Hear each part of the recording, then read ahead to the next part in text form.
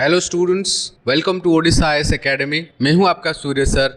आज हम फिर से दोबारा आपके सामने आए हैं रेनेट मार्टिन इंग्लिश ग्रामर का chapter number 3 and chapter number 4 and exercise 2 करने के लिए। चलो चलते हैं जोश के साथ, फिर से दोबारा स्टार्ट करेंगे classic Wren and Martin English grammar. चलिए, chapter 3 which is the phrase and the clause. Chapter number 4 is parts of speech. आगे हम देखेंगे चैप्टर नंबर 3-4 पढ़ने के बाद एक्सरसाइज इन ग्रामर 2 ये वाला करेंगे, और आज पूरी कोशिश करेंगे आपको समझाने के लिए chapter number 3 which is the phrase and the clause, chapter number 4 जो है parts of speech.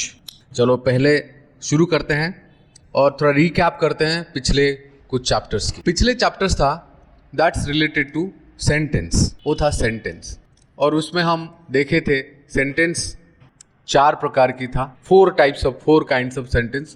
First kind of sentence is assertive sentence which is based on statements, interrogative sentence, and उसके बाद हमने पढ़े थे imperative sentence, and finally exclamatory sentence. Sentence किससे बना हुआ है आपको पता है? सेंटेंस हम लोगों ने पढ़े थे कि सेंटेंस ग्रुप ऑफ वर्ड्स होता है, लेकिन हाँ ग्रुप ऑफ वर्ड्स होता है, बट वो ग्रुप ऑफ वर्ड्स में 2 और टर्म्स आ जाते हैं जिसको बोलते हैं फ्रेज, क्लॉज। तो आज हम इस क्लास में पढ़ेंगे कि ग्रुप ऑफ वर्ड्स ये भी है, ग्रुप ऑफ वर्ड्स ये भी है, ग्रुप ऑफ वर्ड्स ये भी है। ये तीनों ग्रुप ऑफ वर्ड्स है, लेकिन ये तीनों में डिफरेंस क्या है आप थोड़ा ध्यान से देखिएगा अकॉर्डिंग टू रेनेट मार्टिन, और उसके साथ हम थोड़ा सा इनपुट्स देंगे और धीरे धीरे आपको चीजें समझ में आ जाएगी। Chapter number 3 the phrase and the close. यहाँ पे लिखा गया examine the group of words in a corner. अपने पिछले चैप्टर था वो एग्जाम्पल सेंटेंस ऐसे था, आपको याद होगा, little Jack Horner sat in a corner. आप इसमें थोड़ा कलरफुल कर देते हैं, जो सेंटेंस आप देख लीजिए, little Jack Horner sat in a corner. ये तो सेंटेंस है, लेकिन इस वाली हिस्सा को देखिए, थोड़ा सा ध्यान से पढ़ने के लिए कोशिश करें, हमारे साथ जुड़े रहे। इन ए कॉर्नर वर्ड ग्रुप से, ग्रुप ऑफ वर्ड से, इन ए कॉर्नर, ये सेंटेंस है क्या? ये नहीं है सेंटेंस। इसी को बोलते हैं phrase, which make sense in a corner in the sentence, which make sense but not complete sense. According to Wren and Martin sense तो बना रहा है, लेकिन कंप्लीट सेंस में थोड़ा सा कंफ्यूजिंग है यार। लाइक आप लोग कोशिश करें इसको थोड़ा सा चेंज कर लेते हैं, आपके आइडिया आपको समझाने के लिए हम थोड़ा सा चेंज ही कर लेते हैं। देखिए यहाँ पे मैंने बोला कि इन ए कॉर्नर मीनिंग देता है, आप इसको मीनिंग सोच लीजिए। मीनिंग तो दे रहा है, लेकिन कंप्लीट सेंस नहीं दे रहा है। इस तरह की एक डेफिनेशन हम यहाँ पे तैयार करते हैं। Such a group of words which makes meaning but not complete sense is called a phrase. Phrase क्या होता है ना, मीनिंग तो दे दिया लेकिन कंप्लीट सेंस नहीं दिया। इन ए कॉर्नर, कॉर्नर पे कौन बैठा था? लिटिल जैक कॉर्नर कहाँ पे बैठा था? इन ए कॉर्नर। सो कोई कोने पे बैठा था, मीनिंग तो दे दिया, लेकिन पूरी की पूरी जो सेंस दे रहा है, little Jack corner, who sat, कहाँ पे बैठा, पूरी की पूरी कंप्लीट सेंस देने वाली ग्रुप नहीं है। ये जो इन ए कॉर्नर है ये मीनिंग दे रहा है बट कंप्लीट सेंस नहीं दे रहा है, इस वजह से उसको फ्रेज बोला जाता है। इन द फॉलोइंग एग्जाम्पल्स देख लीजिए और उसको ध्यान से समझने के लिए कोशिश करें। अब समझ नहीं आ रहा है तो आप थोड़ा सा हमें कमेंट्स में बताएं, और हम कोशिश करेंगे उस सारी चीज़ों को ध्यान रखकर फिर से दोबारा आपको क्लास दे दिया जाएगा। So the sun rises in the east, the sun rises in the east, the sun rises in the east. जो इन द ईस्ट पार्ट है ये मीनिंग दे रहा है, लेकिन कंप्लीट सेंस नहीं दे रहा है। Similarly Humpty Dumpty sat on a wall, आप बचपन में बहुत गाए होंगे, Humpty Dumpty sat on a wall. तो ऑन ए वॉल ये जो ग्रुप है, ग्रुप ऑफ वर्ड्स है, तीन वर्ड है, ऑन ए वॉल मीनिंग दे रहा है, लेकिन कंप्लीट सेंस, जैसे Humpty Dumpty sat on a wall complete sense दे रहा है, वो नहीं दे रहा है, लेकिन मीनिंग दे रहा है, इसीलिए उसको बोलते हैं phrase. There came a giant to my door. If I talk about to my door, this group of words gives meaning but not complete sense, that's why it is called a phrase. इसको क्या बोला जाता है? Phrase. Similarly, it was a sunset of great beauty. A sunset of great beauty. This is a phrase. It gives a meaning. The top of the mountains were covered with snow. The top of the mountains. इसको पूरा आप ले सकते हैं या of the mountains इसको ले सकते हैं। पूरा को लेंगे तो ये noun phrase हो जाएगा, of the mountains को लेंगे ये prepositional phrases हो जाएगा। तो यहाँ पे जो phrase का types है इसके बारे में थोड़ा सा मैं जानकारी आपको दे देता हूँ। phrase का जो types है ये क्या है आप देखिए। 5 प्रकार की फ्रेज है, फिर 5 टाइप्स ऑफ फ्रेजेस है इंग्लिश लैंग्वेज में। एक का नाम नाउन फ्रेज, इसको डिटेल्स में आगे पढ़ेंगे। दूसरा का नाम वर्ब फ्रेज, तीसरा का नाम adjective phrase, fourth one is adverb phrase and fifth जो है प्रेपोजिशनल फ्रेज। तो ये 5 प्रकार की फ्रेज है इंग्लिश लैंग्वेज में। और यहाँ पे जो देखिए टॉप्स ऑफ द माउंटेन्स, ये हो गया आपका noun phrase. Covered with snow, show me how to do it.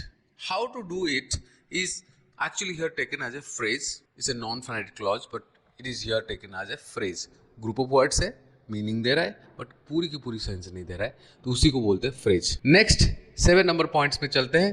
Rain Martin classic है और आप लोग आपके घर पे रखे होंगे ये किताब को, किताब निकालिए, वहाँ पे भी इस तरह की थोड़ा बहुत कहीं ना कहीं आप मार करते चले, उससे आपको और ज़्यादा जानकारी होगी। हमारे साथ जुड़े रहे और इसको पढ़ते रहे, आप इंग्लिश सुधारते रहे, ग्रामर सुधारते रहे। Examine the groups of words in italics. Italics में यहाँ पे देखिए of gold, which is made of gold in the following sentences. We recognise the first group of words as a phrase. ये जो है ए चेन ऑफ गोल्ड, यहाँ पे जो लिखा फ्रेज है।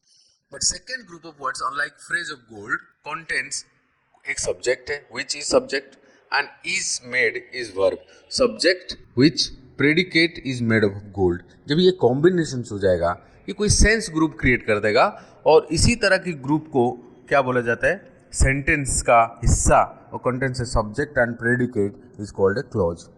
यहाँ पे क्लॉज क्या है? सो क्लॉज क्या है आप बताइए। फ्रेज और क्लॉज में क्या डिफरेंस है? फ्रेजेस देता है मीनिंग, क्लॉज देता है sense which is created by subject and finite verb. Subject and finite verb पास में आ गए हैं, जैसे which is the subject over here and is made is finite verb और प्रेडिकेट पार्ट ऐड कर दिया जाए which is made of gold. ये एक सेंस ग्रुप एलिमेंट है, group of words giving a sense, not complete sense.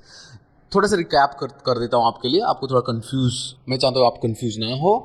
Phrase meaning देता है but not complete sense, sense नहीं देता। क्लॉज सेंस देता है बट कंप्लीट सेंस नहीं दे रहा है। सेंटेंस जो है वो कंप्लीट सेंस देता है, कंप्लीट मीनिंग ग्रुप को जोड़ के कंप्लीट सेंस देता है। इसलिए 3 हायरार्की है, हम इसको समझने के लिए कोशिश करते हैं और आप थोड़ा सा क्लियरली इस बात को कोशिश करें समझने के लिए। एक होता है सेंटेंस, जो दूसरा क्या है क्लॉज और तीसरा क्या है फ्रेज। हम इसको पढ़ने के बाद थोड़ा सिंप्लीफाई करके आपको बताते हैं, कभी कहीं ना कहीं आप कंफ्यूज ना हो जाए। देखिए फ्रेज क्या है? मीनिंग देने वाला यूनिट है, मीनिंग देगा बट सेंस नहीं देगा। क्लॉज क्या है? सेंस देगा, किसकी वजह से? ना सब्जेक्ट वर्ब कॉम्बिनेशंस की वजह से, बट कंप्लीट सेंस नहीं देगा। सेंटेंस क्या है? सेंस देगा, कंप्लीट सेंस देगा। सो सेंस और कंप्लीट सेंस देगा विथ ऑल मीनिंग्स। तीनों ग्रुप ऑफ वर्ड्स है, इसमें भी नंबर ऑफ वर्ड्स आते हैं, इसमें भी नंबर ऑफ वर्ड्स आते हैं, इसमें भी नंबर ऑफ वर्ड्स आते हैं। थोड़ा क्लॉज का एग्जांपल्स और फ्रेज का एग्जांपल्स दोनों में हम देख लेते हैं कंपेयर करके। यहाँ पे देखिए इन the east group of words, but यहाँ पे सब्जेक्ट नहीं है, वर्ब नहीं है, इसीलिए ये क्लॉज नहीं है। बट यहाँ पे देखिए who pay their debts are trusted.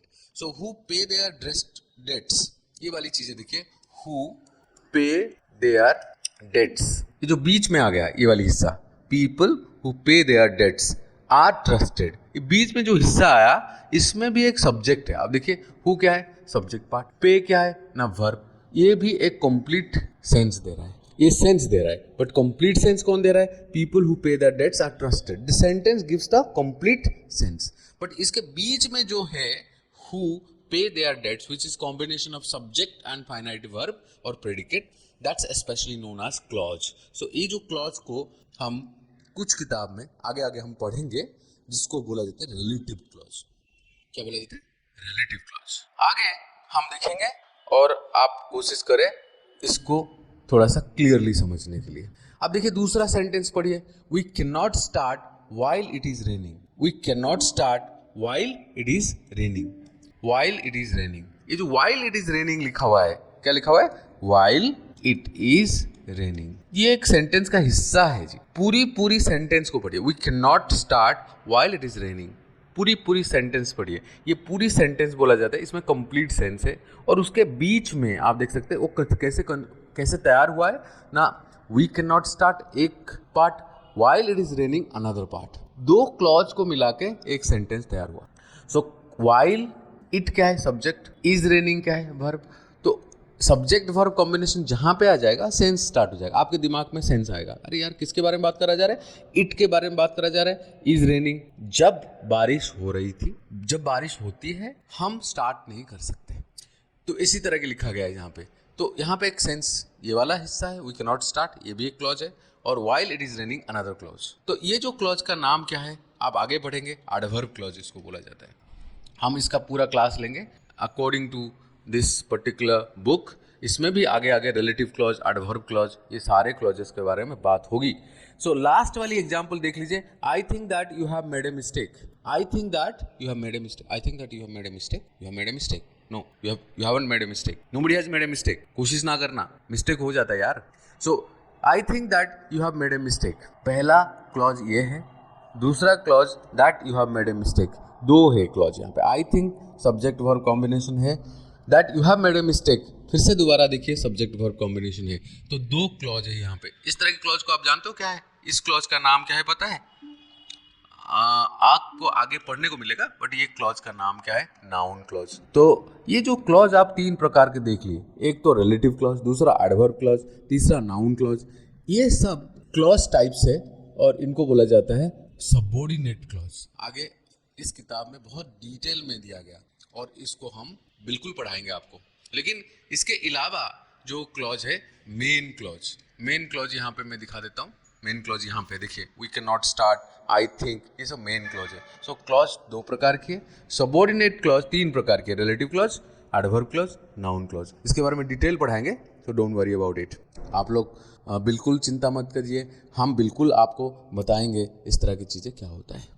Okay, अब हम चैप्टर 4 में चलते हैं। चैप्टर 4 का नाम क्या है? अब देखिए, चैप्टर 4 का नाम parts of speech. Parts of speech अपने बचपन में बहुत बार, बहुत सारे किताब में, स्कूल में, क्लासेस में, आपका फेवरेट टीचर, इंग्लिश टीचर से पढ़े होंगे। आज क्या करेंगे, एक क्लासिक बुक के जरिए से आपका वो सारे जानकारी, और कोई नया लर्नर है तो वो भी सीख सकता है, लेकिन आप, मुझे पता है आप लोग पढ़े होंगे कहीं ना कहीं, और इस किताब के जरिए से आपका सारे अंडरस्टैंडिंग बिल्कुल ठीक हो जाएगा। जो जानकारी है उसका और बेहतर जानकारी हो जाएगी, और जो नया है, जो पिछले कुछ दिनों में नहीं पढ़े और भूल गए, उनको भी जानकारी हो जाएगा ये पार्ट्स ऑफ स्पीच होता क्या है। Let's start with parts of speech, chapter number 4, rain Martin English grammar. And मेरे साथ जुड़े रहे, पढ़ते रहे, स्माइल करते रहे, इंजॉय करते रहे, और इंग्लिश ग्रामर को, आपका इंग्लिश ग्रामर को बेहतर बनाते रहे, बाय विच कॉम्पिटिटिव एग्जाम्स आप निकाल सकते हैं। कोई भी standard exams like UPSC, OPSC exams में जो इंग्लिश पेपर है उसको भी ठीक कर सकते हैं आप, उसमें बहुत अच्छा मार्क्स ले सकते हैं। और आपका आंसर राइटिंग लिखने में और ऐसे लिखने में ग्रामर की ज़रूरत पड़ जाती है। ग्रामर नहीं सीखेंगे तो ढंग से लिख नहीं पाएंगे, और इससे बेहतर बुक क्या हो सकता है? रेन मार्टिन बहुत अच्छा किताब है। कितने सारे लोग इंडिया में, बहुत सारे जो कॉम्पिटिटिव एग्जाम्स किताब बनाए, वो इस किताब से लोगों ने पढ़े।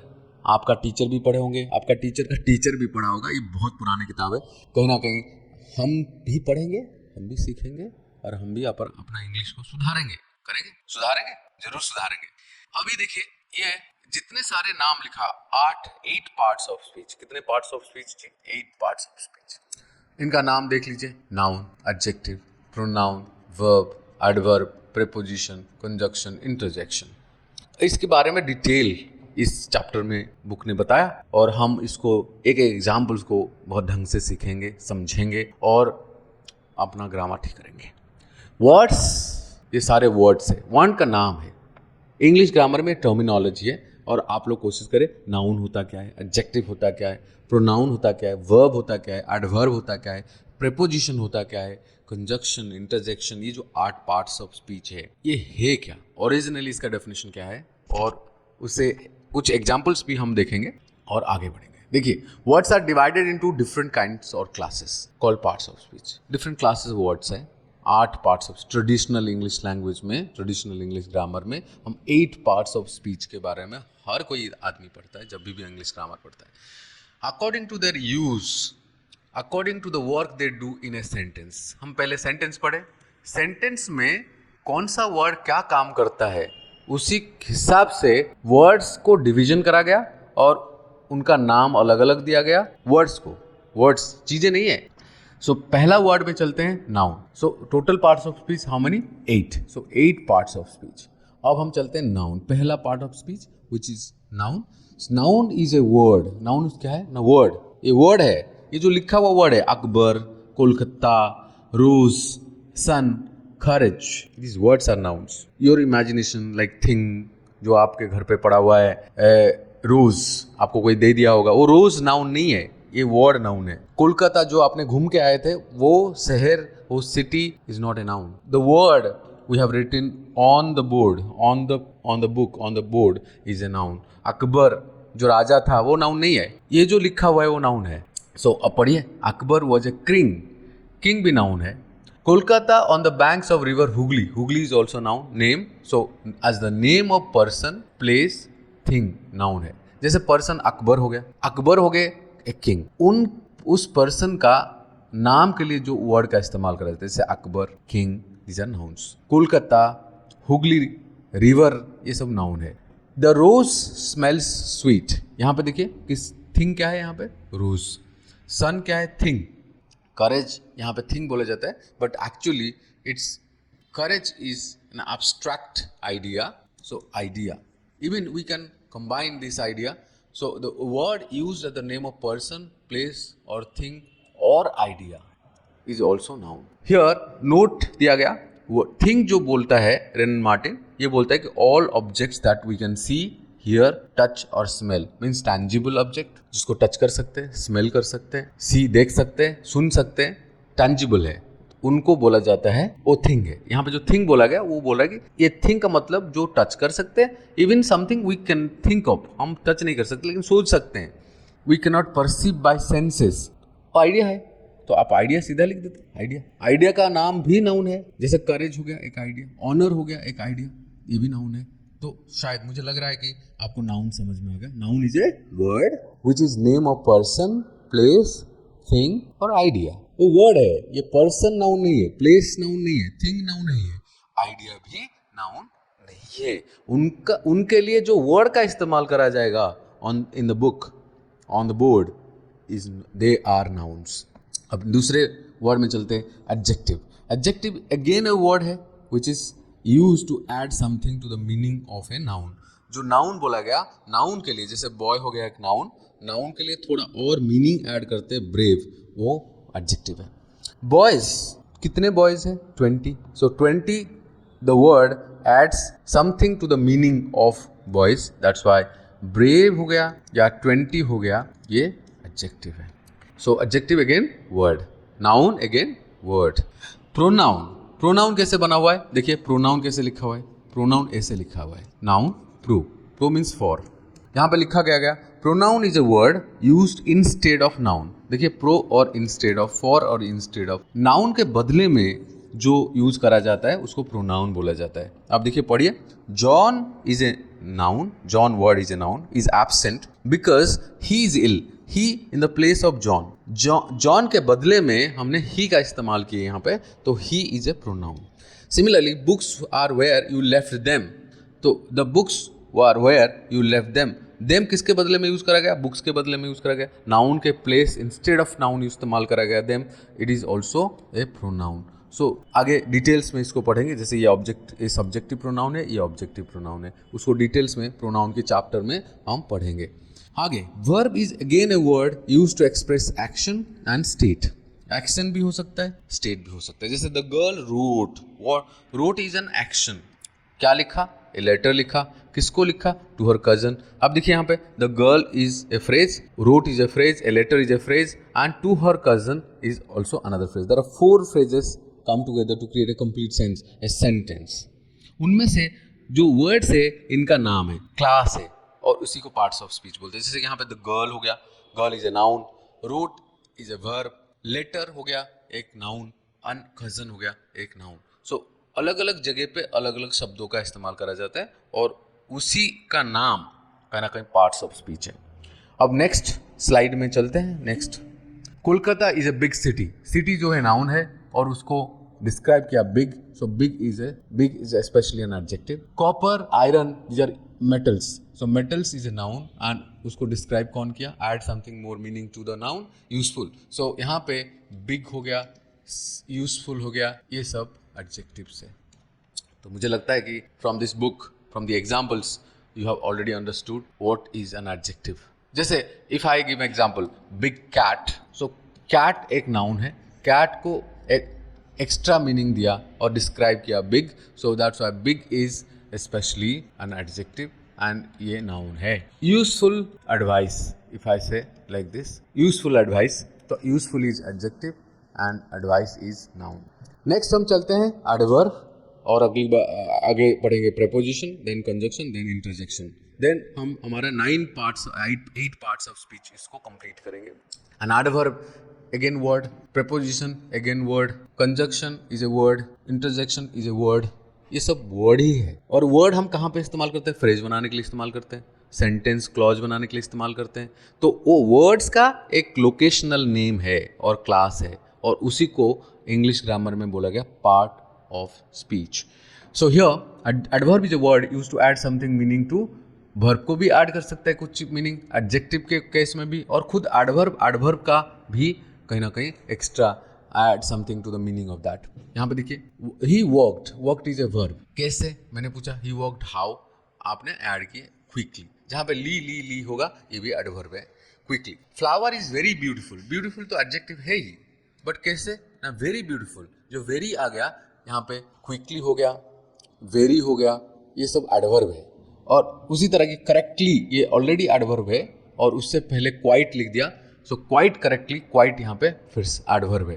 तो यहाँ पे कौन सा वर्ड एडवर्ब है, क्विकली एक एडवर्ब है, वेरी एक एडवर्ब है, and quite is also an adverb. ये सारे वर्ड्स कहीं ना कहीं लोकेशनली एक सेंटेंस के बॉडी के ऊपर है। अभी देख सकते हैं ही वॉक्ड, फिर से मैं थोड़ा सा क्लीन कर देता हूँ, आपको दिखाई देगा। He walked the sum means calculation, sum means calculation, he walked the sum quickly, जल्दी कर दिया। कभी कभार कुछ स्टूडेंट्स होते हैं ना, आप में से होंगे, मैथ्स बड़ा अच्छा होता है उनका, कुछ स्टूडेंट्स होते हैं बड़ा धीमे से करते हैं, तो किसी का मैथ्स बहुत स्ट्रांग है, किसी का मैथ्स बिल्कुल फोबिया है, मैथ्स फोबिया, तो आप देख सकते हैं ही वॉक्ड, वो बड़ा जीनियस होगा, मैथ्स उसको अच्छा आता होगा, इसलिए he walk the sum quickly. Similarly the flower is very beautiful, you have seen a flower, and flower को देखे आपने, बोले the flower is very beautiful, उससे उसको थोड़ा और ऐड मीनिंग किया वेरी, इसलिए उसको एडवर्ब बोला गया। She pronounced the word quite correctly, सही होना चाहिए हमारा बातचीत, और आपका जैसे इंग्लिश आप बोल रहे हो तो कहीं ना कहीं इसका प्रोनाउंसिएशन भी ठीक होना चाहिए।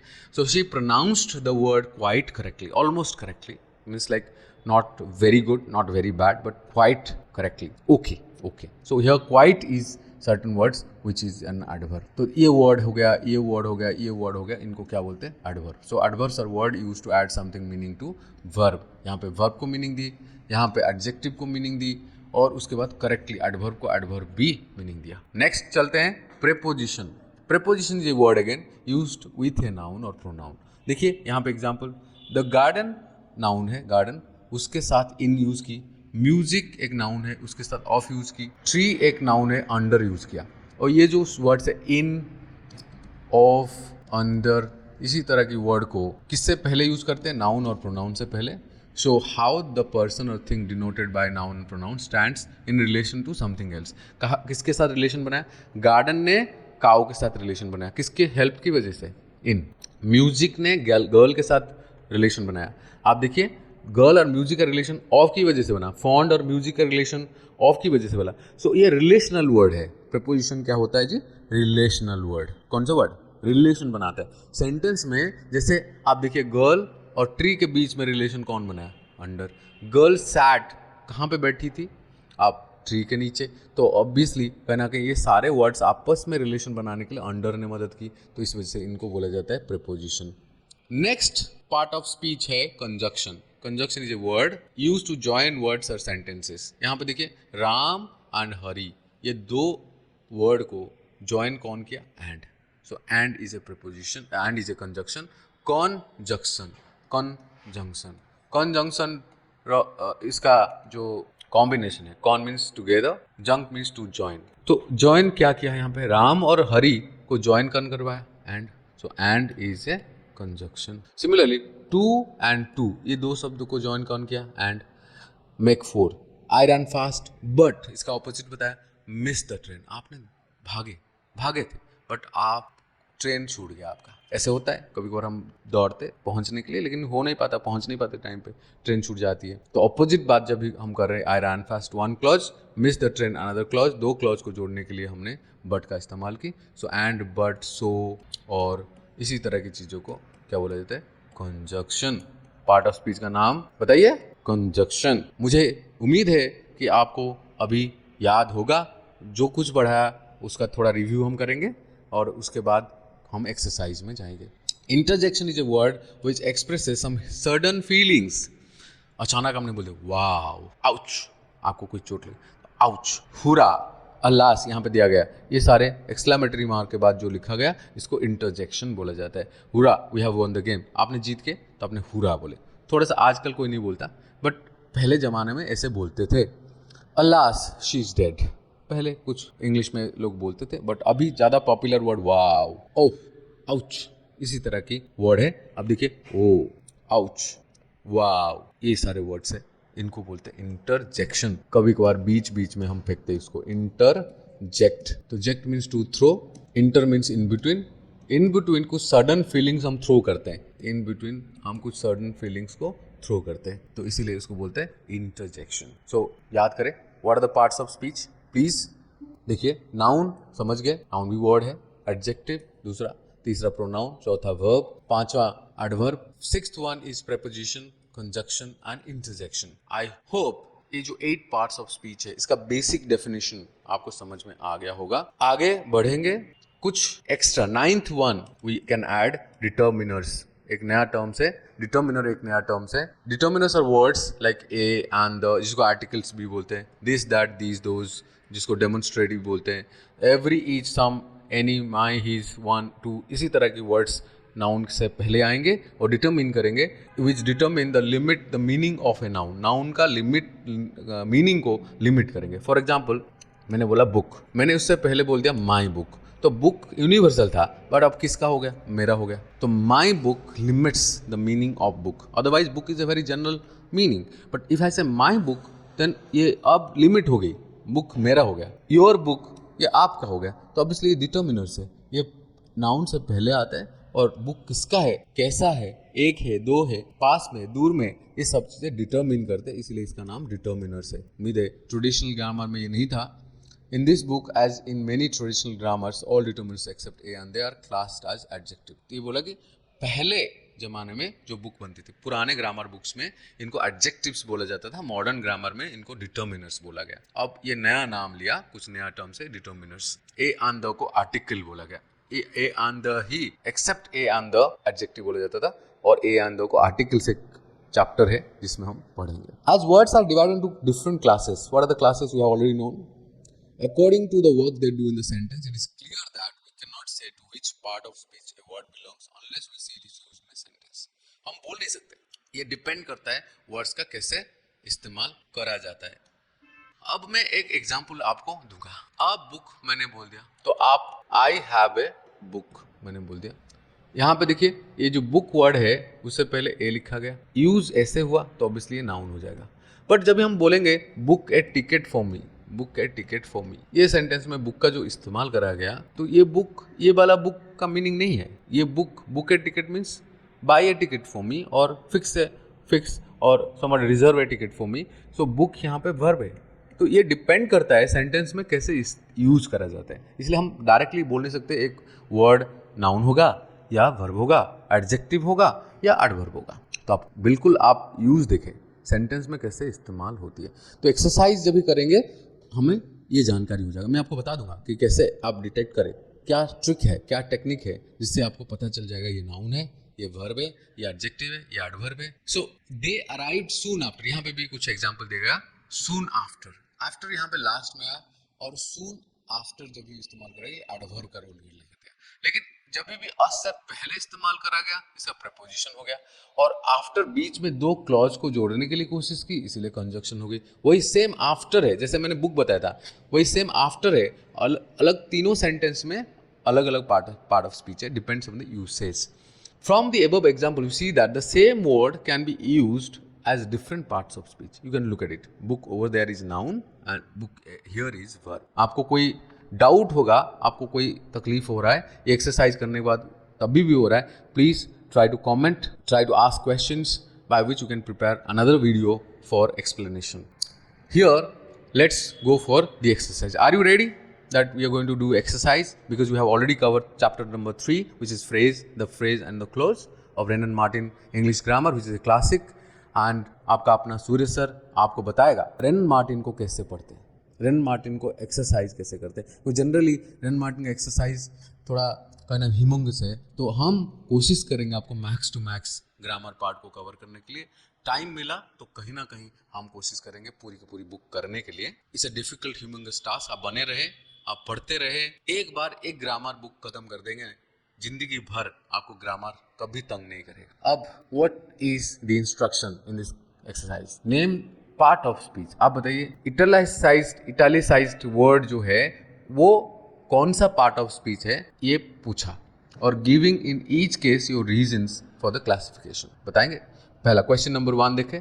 वाटर्स जो है आप सबको पता है वो नाउन से, नाउन है. नाउन से पहले जो वर्ड होगा, नाउन से पहले जो वर्ड होगा वो क्या होगा आप बताइए. नाउन से पहले जो वर्ड डिस्क्राइब करता है उसको क्या बोलते हैं? एडजेक्टिव. तो स्टिल वाटर, ठहरा हुआ water, still waters run deep. थोड़ा कहना कि प्रोवर्बियल है, पर स्टिल वाटर्स यहाँ पे स्टिल एडजेक्टिव है. He still lives in that house. Still अभी भी वो वहाँ पे रह रहा है. लिव्स एडवर्ब है, तो वर्ब को जो मॉडिफाई करेगा वो एडवर्ब है. इसीलिए क्वेश्चन नंबर 2 में स्टिल एडवर्ब है. After the storm comes the काम.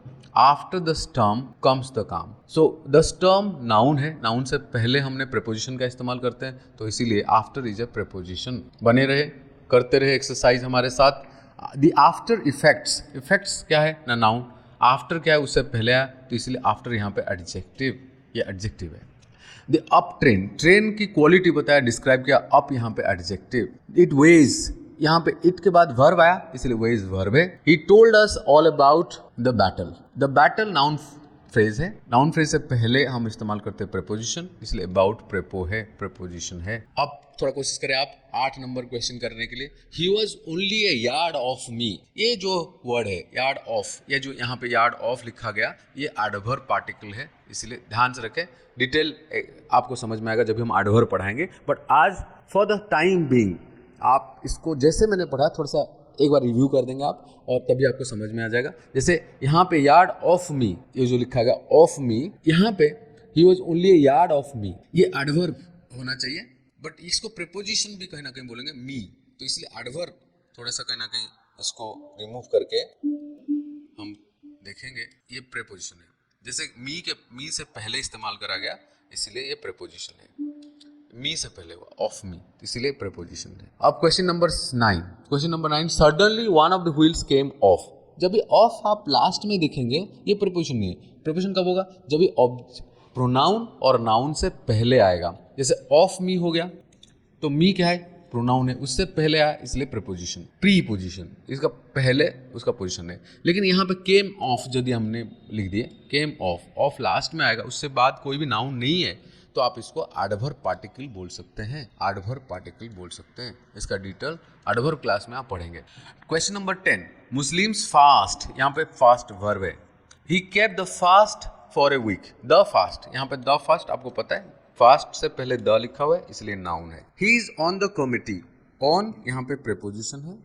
लेट्स मूव ऑन, ये जो मूव लास्ट में ऑन लगेगा, ये एडवर्ब है. थोड़ा सा ध्यान रखें, ऑन जब भी कोई भी नाउन से पहले आएगा वो प्रेपोजिशन, लेकिन ऑन जब भी अकेला आएगा, एंड में वर्ब के बाद आएगा, वो एडवर्ब पार्टिकल. जैसे पहले भी हमने कर रखे हैं केम ऑफ और ऑफ मी. अगली क्वेश्चन में जाइए 14. Sit down and rest a while. A जहाँ पे लगेगा, वाइल क्या हो जाएगा यहाँ पे? गलती से मत बोल देना ये कंजक्शन है, नो, ये नाउन है, क्योंकि कुछ क्षण बोलते हैं, कुछ टाइम बोला जाता है. A while, can you stay here a while, कुछ देर के लिए आप रुक सकते हैं. ए वाइल का मतलब यहाँ पे अ इज आर्टिकल. आर्टिकल किससे पहले आती है आपको पता है? नाउन से पहले, तो वाइल इज ए नाउन. इसीलिए कोई भी वर्ड कौन सा पार्ट ऑफ स्पीच होगा आप ऐसे नहीं बोल सकते. आप उसके सेंटेंस में कैसे इस्तेमाल होती है उसके ऊपर डिपेंड करेगा. शायद मुझे लग रहा है कि आप लोग बिल्कुल समझ में आ गया होगा। अब कौन सा पार्ट ऑफ स्पीच है, कैसे डिटेक्ट करें, ये आप थोड़ा बने रहे, डिटेल्स में पढ़ेंगे आगे आगे। हर पार्ट ऑफ स्पीच को डिटेल्स में पढ़ेंगे according to Wren Martin English grammar. Last 2 questions बचा हुआ है। I will watch while you sleep. देखिए यहाँ पे वाइल भी लिखी हुई है, 2 क्लॉज को जोड़ने के लिए जब भी हम कोशिश करेंगे वाइल के साथ, ये हो जाएगा कंजक्शन। सेम वर्ड नाउन हो गया था, अब ये वर्ड कंजक्शन हो गई। Last, they while away, while away, this while is called a verb. अब देखिए same while, they while away their evenings with books and games, means they spent, while away means they spent their evenings with books and games. So यहाँ पे ऊपर while, जब, I'll watch while you sleep, जब आप सो रहे थे आप जब सोएंगे हम देखेंगे, टीवी देखेंगे, मोबाइल देखेंगे, whatever मूवी देखेंगे। So sit down and rest a while, कुछ देर के लिए आप रेस्ट करें। यहाँ पे while का मतलब कुछ देर के लिए, यहाँ पे जब, यहाँ पे while away means spend करना। So here the while away their evenings with books and games, they spend their evenings with books and games। आज हम चैप्टर नंबर 3, 4 2 चैप्टर करवाए। चैप्टर नंबर 3 का नाम था द फ्रेज एंड क्लॉज, आपको समझ में आ गया होगा। चैप्टर नंबर 4 जो था पार्ट्स ऑफ स्पीच, सारे noun, verb, pronoun, adjective, adverb, preposition, conjunction, interjection, ये सारे वर्ड्स के बारे में समझ में आ गया होगा। घर पे जाके फिर से दोबारा आप इसका एक्सरसाइज करें, आपको कुछ समझ में बिल्कुल बेटर समझ में आएगा। You will enjoy it. कोई भी डाउट होगा तो आप पूछिएगा। आपको ये क्लास अच्छा लगा तो आप लाइक करें, कमेंट करें, सब्सक्राइब करें, और आपका लाइक और आपका सब्सक्रिप्शन से हम आगे आपको और भी सारे चैप्टर्स, पूरी बुक, हो सकता है कि आपको पूरी बुक पढ़ा दे। सो आप घर पे बैठ के पढ़ सकते हैं, आप जाते आते पढ़ सकते हैं। You can enjoy studying grammar from a very good book which is everybody knows, Ren Martin English Grammar is a very much classic, high school English grammar is a classic and इसे authentic है।